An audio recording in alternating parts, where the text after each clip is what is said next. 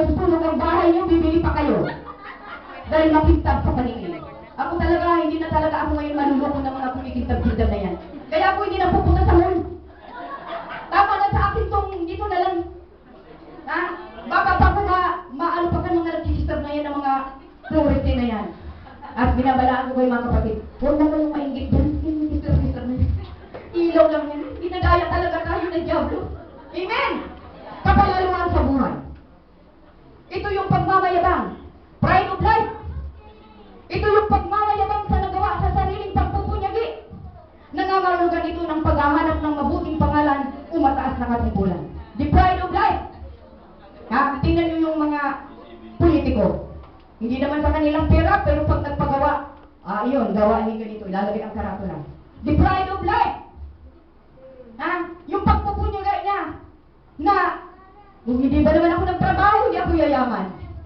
Na para sa kanyang lahat. Nainit sa puwiran nila ang Diyos. Yun ang pagmamayabang ng isang tao. Yun ang ibig sabihin ng kapalaluan sa buhay. Ang pagtitiwala sa sarili sa halip na sa Diyos. Tandaan natin mga kapatid, lahat ng bagay ay sa Diyos. Kung tayo man pinagyayaman, kung tayo man nakatira sa magandang bahay, huwag mong angkinin na dahil yan sa iyong pagsusumikap. Iyan ay galing sa Diyos. Hallelujah! Wala tayong pag-aari, pumunta tayong hubad, aalis tayong hubad. Yan ang sabi ng Biblia. Ang lahat ng sanlibutan, bakit hindi pinaiibig ng Diyos ang sanlibutan sa atin? Bakit?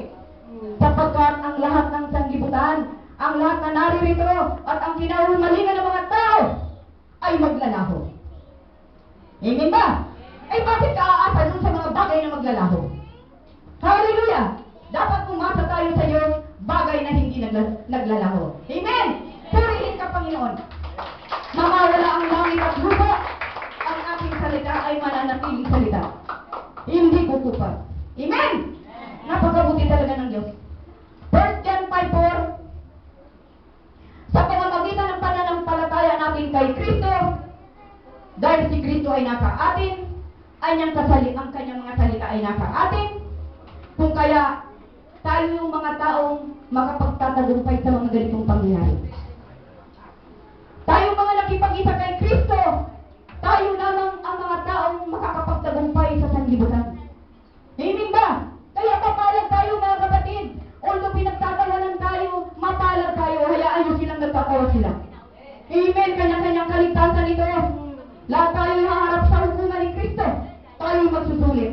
Masama man o mabuti ang ating ginawa sa daigdig na ito. Ang kaligtasan individual. Hayaan nyo silang nagtatawa sila. Hallelujah!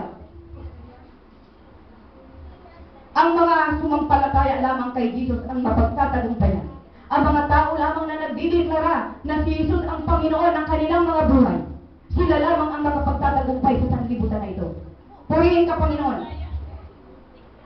Tayo mga tumanggap ng Espiritu Santo ay kailangan mamuhay sa ilalim ng sa spiritual na pamumuhay. Pagkapag ginawa natin ito, pipigilan tayo ng Espiritu sa pagbibigay sa mga nasa ng ating laman. May kontrol ang Holy Spirit.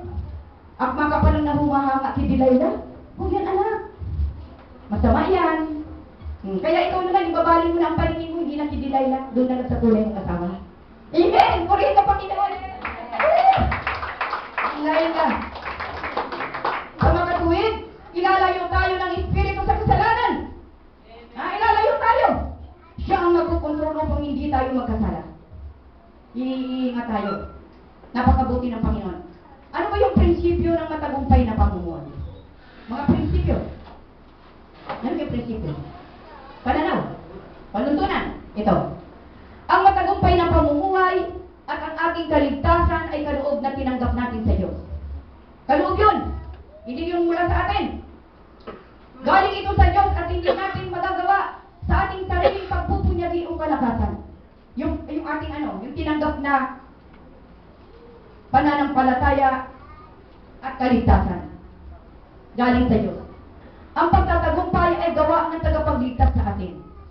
Ang ating kapangyarihan ay nagiging sakdal sa kahinaan natin. Kung makikita natin sa 2 Corinthians 12:9. Kung ating ipinahayag ang kawalan natin ng lakas na magtagumpay. At kung napapasakop tayo sa dakilang kapangyarihan ni Kristo, siya ang magtatamo ng tagumpay para sa atin. Basta aanin lang natin na tayo mahina. Lord, mahina kami, Lord, hindi namin kaya ang lahat. Kayo po ang aming pag-asa. Yan. Kailangan nating magpakumbaba sa Panginoon. Ang isang katangian na dapat mayroon ka upang magkaroon ka ng matagumpay na buhay ay ang pagkakaroon mo ng bagbag na kalikasan. Bagbag na kalikasan. Yung likas na mapagpakumbaba. Huwag mayabang, dahil ayaw ni Lord ng mayabang. Nakakala mo, kayang-kaya mo ang lahat. Pag pinitil ni Lord ang ilong mo mamayang gabi, may magagawa ka ba? Hallelujah! Parati tayong dudulog sa Diyos ng may bagbag na kalikasan.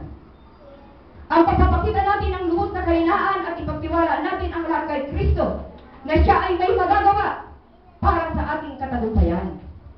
Amen ba mga kapatid? Ang lihim na matagumpay na pamumuhay ay ang pagpapakilala mo sa sarili mo. Papakilala mo sa sarili mo. Pagpapakilala sa sarili na ikaw ay namatay kasama ni Kristo. Tayo namatay kasama ni Kristo. Pagpapakilala natin sa ating sarili na tayo ay nabuhay kasama ni Kristo. Pagpapakilala natin sa sarili na tayo ay muling nabuhay na kasama si Kristo. Pagpapakilala natin sa ating sarili na tayo ay nagtatagumpay kasama si Kristo. Yan. Piling ganun ang ating idideklara. Huwag sa sarili nating pagpupunyagay, wala tayong magagawa. Nagtagumpay ako dahil kay Kristo. Umunlad ako dahil kay Kristo. Hindi, umunlad ako dahil sa akin. Ako'y nagnegosyo. Ako'y nagpatungo ng pera. Amen. Ano nga ganun? Huwag po. Dahil kay Kristo. Romans 6, 4 and 10. Sa makatuwid, tayo'y namatay at nalibing na kasama niya sa pamamagitan ng bautismo. Upang kung paanong binuhay na muli si Kristo sa pamamagitan ng dakilang kapangyarihan ng Ama, tayo naman ay mabubuhay sa isang bagong pamumuhay. Nung namatay si Kristo, nawala, kasama na ilibing ang ating lumang pagkatao, ang ating kasalanan. Nung nabuhay si Kristo, tayo'y kasamang nabuhay at binigyan tayo ng bagong buhay, bagong pamumuhay. Doon papasok ang pagiging born again experience. Akala ng tao ang born again religion. Nag-born again ka na pala ka-edit. Tandaan natin mga kapatid, ang pagiging born again ay relasyon sa Diyos. Hindi sikta. Hallelujah! Nung tayo'y maipanganak na muli, namatay na ang Panginoon, pagkatapos na buhay, kasama tayong nabuhay, binigyan tayo ng bagong pamumuhay. At ano ba ang ating mga natanggap? Ano ang ating mga natanggap? Nung tayo'y na-born again, binigyan tayo ng buhay na walang hanggan. Binigyan tayo ng kapatawaran ng ating mga kasalanan. Naging anak tayo ng Diyos. Naging kaibigan tayo ng Diyos dahil dati kaaway tayo. Naging tagapagmana tayo ng Diyos. Wala nang hahanapin pa. Amen pa mga kapatid? Nasa Kanya na ang lahat. Ano bang i-worry mo? Don't worry. Hallelujah! Sa Galatians 2:20. Ha? Kailangan natin ipagpatuloy ang ganitong buhay. Ang Diyos ay banal. Kung kaya dapat makita rin sa ating buhay ang kabanalan. Si Kristo na ang nabubuhay sa atin. Colossians 1:27. Tinta na pala. Pero okay lang ba sa inyo mga kapatid? Kalahati pa lang kasi. Okay lang. Dahil, ito naman eh. Ito sabi dito ha. Paspasan mo na. Colossians 1:27. Inibig ng Diyos na inihayag sa lahat ng tao ang dakila at kamangang hiwagang ito. Ano ba itong hiwaga? Ito ang hiwaga. Sumain niyo si Kristo. At dahil dito nagkaroon kayo ng pag-asang makapiling ng Diyos doon sa kalangitan. Amen. Yung pala ang hiwaga na nailihim sa mahabang panahon.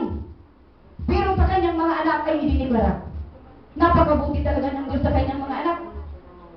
Hallelujah! Ngayon dadako po tayo. Yung po yung mapaglalabanan natin, yung sinalakay natin yung mga napaglabanan, napagkatagumpayan. Dadako tayo kung paano makakapanatili tayo sa pamumuhay na matagumpay. Una po, magpapasakop tayo sa Diyos. Hindi lang tayo magpapasakop. Sabi sa Roma 6:13, huwag ninyong ipailalim sa kapangyarihan ng kasalanan ang alinmang bahagi ng inyong katawan. bilang kasangkapan ng kasamaan. Sa halip pasakop kayo sa Diyos at hihandog sa kanyang buo yung pagkatao bilang kasangkapan ng katwiran. Roma 12:1, ialay ninyo ang inyong kasarili bilang handog na hain na buhay sa Panginoon. Ito ang karapatan ninyong pagsamba. Huwag daw natin gamitin ang ating katawan na ikakapahamak sa kasalanan. Hallelujah! Sapagkat ang ating katawan ay kanyang templo. Hallelujah! Pangalawa, makinig at sumunod sa mga salita ng Diyos. Makinig. The hearer in the door. Kung napakinggan mo lamang at hindi mo sinasagawa. Kailangan napakinggan, isinagawa. Hallelujah!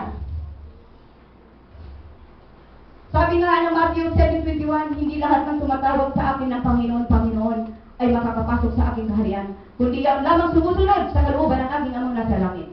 Yung sumusunod, napakinggan at ginawa, yun. Kailangan sundin natin ang Panginoon. Sabi niya, if you love me, do my commandments. Matapos nating mapakinggan, isang buhay. Tulad yung ginagawa natin dito. Number 3, kailangan sumangguni sa Diyos sa lahat ng bagay. Sa lahat ng bagay. Sa business, sa trabaho, sa pag-aasawa. Pati pag-aasawa, ilalapit ko pala, Lord, bigyan mo ako ng magandang mapapangsawa ko. Ilalapit pala. Sa ating pamimili. Ako ganun ako eh. Pag kami mamamalingkinan ni Pastor, gigising na talaga ako yan. Sa mananalangin ako. Sabi ko, Lord, idako niyo po ang ating panyapak. Doon sa inaakala niyo pong mura na, sariwa pa. Kasi sa totoo lang, talagang madadaya talaga tayo ng diablo. Pero mo nga, ang ganda pala ng tingin ko doon sa isda. Pagdating dito, bulok. Napaglaman tayo. Kung tayo hinihingi, natin yun. Gagabayan tayo. Lord, kami po pupunta sa tela, Lord. Ito lang po ang pera ko. Pagkasyahan niyo po, Ama.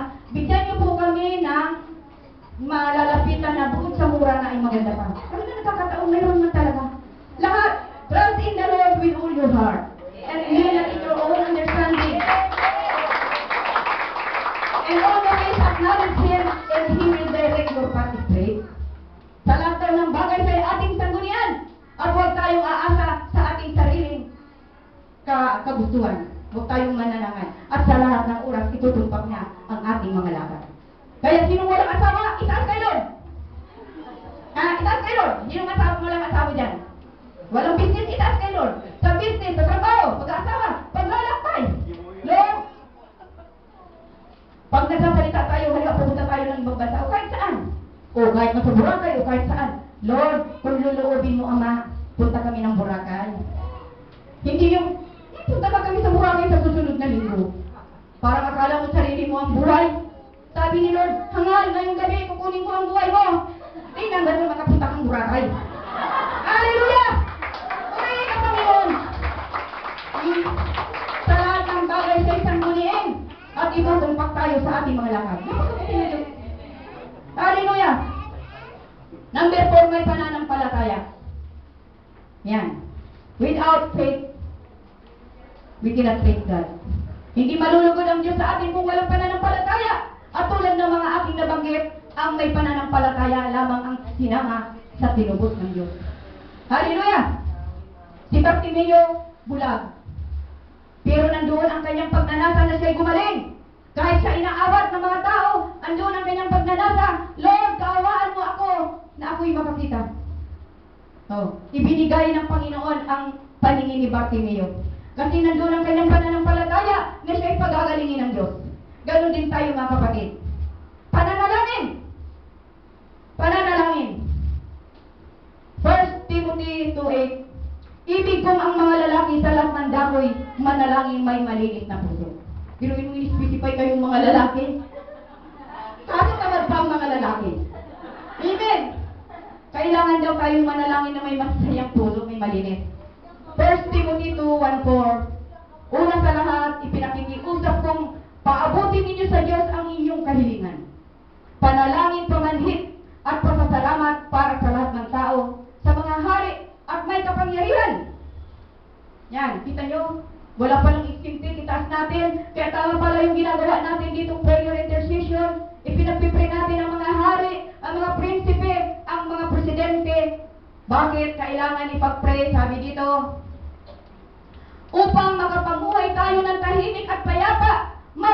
may kabanalan. Kita nyo? Ang panalangin pala natin, huwag natin ipanalangin na para gumanda ang ating buhay. Kaya pala natin ipinapanalangin ang sabi, upang makapamuhay tayo ng tahimik, tayapa, marangal at may kabanalan. Kita nyo mga kapatid? Buhay na tahimik, buhay na may kapayapaan, buhay na marangal, buhay na may kabanalan. Lahat ito victory. Hindi ba? This is all victory. Tagumpay! Purihin ka, Panginoon! Mukhang napakainit ang palakpak. Yung palakpak na lakas. Hallelujah! Napakainit. Disiplina. Dapat tayo may disiplina. Ang mga Kristiyano ay may disiplina dapat. Pagising sa umaga, manalangin. Hindi yung pagising mo kung saan ka na pumupuntang lugar. Lahat ng bagay sa mundo may disiplina. Ang mga boxing na yan, boxingero yan si Pacman, huwag mong sabihin na walang disiplina yan. May disiplina yan. Pagising niya, nag-exercise yan. Tumatakbo yan. Baka ka mo nag-minor yan sa pagkain na pwede niyang ikataba. May disiplina. Hallelujah! Sa trabaho, sa buhay spiritual, sa isip, sa kilos, sa pananalita natin, bilang anak ng Diyos, kailangan tayo may disiplina. Amen! Ano ba ang disiplina? Ang ibig sabihin ng disiplina ay pagsupil sa sarili. Kailangan natin supilin ang ating sarili. Ano ba yung tulad na pinalas natin pinag-usapan? Supilin natin yung tatlong yun. The lust of the flesh, lust of the eyes, at pride of life. Supilin natin. Bakit? Ang Panginoon ay may inihanda sa ating corona. 5 corona yun. Pero yung tinatawag na imperishable crown, ang corona ng panghabang panahon, ay ibinigay iyon sa mga taong, sa mga disiplinadong Kristiyano. The incorruptible crown, corona ng panghabang panahon. Biruin mo sa mga taong naglingkod kay Jesus, sa mga taong disiplinado, may imperishable crown. May corona panghabang panahon. Kita niyo mga kapatid, di ba kayo natutuwa? May corona tayo. Amen! Purihin ka, Panginoon. Ang putong ng buhay, ang buhay na walang hanggan, ibibigay sa atin ng Panginoon. Magpakatatag. Number 7, magpakatatag. Yan, malaki na. 1 Corinthians 15:58. Kaya nga mga kapatid, sa atin yun, magpakatatag kayo at huwag matitinag. Magpakasipag kayo sa gawain para sa Panginoon. Yamang alam ninyong di masasayang ang inyong pagpapagalo para sa Kanya. Kita nyo? Hindi pala masasayang ang ating ginagawa para sa Panginoon. Bakit hindi ka magsusumikap na tumulong o maglingkod sa Diyos? Dahil hindi naman pala masasayang. At iyon ay alam niya. At tayo may puro na. Hindi ba? Napagkabuti ng Panginoon. Hallelujah! May naghihintay na gantimpala para sa atin. Diba? Naging matatag. Sa Bible, may kwento dyan, si David at saka si Goliath. Diba? Si Goliath, higante. Hinamon niya si David. Sabi ni Goliath, sino ka? Parang asong nalalapit sa akin. Ako'y malaki, ikaw ganyan lang, tapos ako'y hahamunin mong laban. Sabi ni Goliath, lalabanan kita sa pangalan ni Jesus. Lalabanan kita sa kapangyarihan ni Yahweh. Kita nyo? Ganong katatag. Ganong katatag ang determinasyon ni David. Nalalabanan niya si Goliath, although siya'y malaki, lalabanan niya sa ngalan ng ating Panginoon. Ganon din tayo. Although may mga malalaking problema tayo, although nasa kahirapan tayo, although tayo'y nasasadla, tulad sa kaso ni Pastor Joseph, nandun siya sa kalagayang hindi maayos, siya'y naging matatag. Amen. Mayroong Diyos na siyang inaasahan. Mayroong Diyos na nakakaalam ng kanyang buhay na siya'y walang nagawang kasalanan. Kaya, ang Panginoon hindi siya itinaitulot na malagay sa alanganin. Maging matatag tayo. Matatag ang pananalig sa Diyos ni David na mayroon siyang kakampi. Lalabanan kita sa ngalan ni Yahweh. Hallelujah! Ngayon, malapit na tayo mga kapatid. Interesado po ba kayo? Sa buhay po ni Pablo, nagkaroon siya ng pangitain. Kasi bibigyan ko lang kayo ng halimbawa sa buhay ni Pablo na kung sino saan ang mahina, doon naman malakas ang tao. Kaya tayo mahina tayo. Ito, isang lang to. Sa buhay ni Pablo, nagkaroon siya ng pangitain o pahayag ng langit. At ang pahayag na ito ay may isang taong dinala sa ikatlong langit. Sa 2 Corinthians 12:2. Ibig sabihin kung saan naroon ang Diyos. Yung pangatlong langit kung nasaan naroon ang Diyos. Dinala siya doon. Sinabi ni Pablo na nakarinig siya noon ng mga bagay na di kayang ilarawan ng salita at di dapat bigkasin ni naman. At para hindi siya maging palalo umayabang, sa kahangahangang pahayag na ito ay binigyan siya ng Diyos ng Panginoon ng tinig sa laman. Para hindi niya ipagyabang ang kahangahangang kapahayagan na narinig niya doon sa langit, binigyan siya ng Diyos ng tinig. Siguro sakit. Ha? 3 beses niya hiniling sa Panginoon na pagalingin siya sa kanyang tinig, hindi siya pinagaling ng Panginoon. Bakit? Sapagkat ang sabi ng Panginoon, 2 Corinthians 12:9, ang tulong ko sapat sa pangangailangan mo. Lalong nahahayag ang aking kapangyarihan kung ikaw ay mahina. Kaya't buong galak na ipinagmamapuri ni Pablo ang kanyang kahinaan upang palakasin siya ng kapangyarihan ni Kristo. Sabi niya, dahil kay Kristo, walang halaga sa akin kung ako man mahina, kutyain, pahirapan, usigin, at magtiis. Sapagkat kung kailan siya mahina, saka naman siya malakas. Kita niyo po, ikinagagalak ni Pablo na although hindi binigay ang kanyang kahilingan na pagalingin siya, siya ay hindi binigay ang kagalingan sa kanya. Bakit? Upang hindi siya magyabang doon sa kahangahangang bagay na kanyang narinig doon sa langit, upang hindi siya magmayabang. Ganun din tayo mga kapatid. Ha? Bakit tayo mahihina ang pinili ng Diyos? Ha? Ako hindi naman sa pagano, wala naman akong pinag-aralan. Ha? Wala naman akong karunungan. Pero ang sabi ko, Lord, kayo po'y marunong. Kayo po ang higit sa karunungan. Ipagkakaloob niyo po sa amin ang karunungan. Pinili ng Diyos ang mahihina. Sabi ganon, upang higit na maipakita ng Diyos ang kapangyarihan niya sa atin na mahihina. Tama pala yung sinanta natin kanina, yung vessel, no? Na parang mahina tayo. Ako nga sabi ko, Lord, bahala ka na, Lord, pag tayo ko sa pulpito, Lord. Wala naman akong alam, Lord. Tulungan mo ako, Ama. Pagkapuspusin mo ako ng iyong karunungan. Hallelujah! Mahihina tayo. Kaya tayo pinili ng Diyos upang ang dakilang kapangyarihan ng Diyos ay maipakita sa mahihina. Kasi kung ikaw ay may pinag-aralan, ikaw ay lahat na talaga marunong ka, wala nang paglalagyan ang karunungan ng Diyos sa iyo, sapagkat ikaw ay punong-puno na ng karunungan. Ay, at baka ikaw pa ay magbalakid. Tingnan nyo, karamihan pa sa mga, sa totoo lang dyan, oh, dyan sa, mayroong mga Baro Bible study dyan. Ha? May nag-press. Sabi daw ng attorney, pagpasok ng pastor, akala nyo naman sa amin, hindi marunong sa Biblia. Kita nyo, marunong na. Kung baga sa hindi na nila tinatanggap yung lingkod ng Diyos na magpapahayag doon dahil sila alam na, sobra-sobra na sa karunungan. Pero ang taong tunay na marunong, kahit ka pa dyan, attorney, kahit may alam ka sa Biblia, tatanggapin mo yung mensaherong yun na pumunta. Amen ba mga kapatid? Tatanggapin mo. Kunyari, wala ka lang alam. Hindi nagyayabang din eh. Akala nyo ba, wala kaming alam? Sabi gano'n. Kaya, pinili ng Diyos ang mahihina. Mapalad tayo mga kapatid. Pinili tayo ng Diyos. Sino ba mga pinili dito? Saan mo ngayon ang mga pinili? Alam ka natin ang Panginoon. Hallelujah. Ito po sa ating pagtatapos. Ito sa ating pagtatapos. Ang ibig sabihin ito, kung bakit ikiwento ko itong si Pablo. Si Pablo mahina, pero doon naman siya malakas. Sabi ng Panginoon, hindi ko ibibigay sa iyo ang hinihiling mo. Sapagkat kung saan ka mahina, doon kita pinalalakas. Ibig sabihin, hindi siya nagyayabang. Umaasa lang talaga siya sa kapangyarihan ng Diyos. Ganon din tayo mga kapatid. Ito'y nangangahulugan na lahat ng bagay sa ating mga buhay ay magdepende lamang tayo sa Diyos. Ngayon ba? O magtiwala sa Diyos. Sabi doon na we must come to Him with a humble heart. Tayo'y magpapakumbaba. Aminin natin na wala tayong magagawa. Panginoon, wala po kami magagawa. Kailangan po namin ang tulong. Hallelujah! Sapagkat hindi makakakilos ang Diyos sa isang taong mapagmapuri sa sarili at palalo. Hindi siya makakakilos.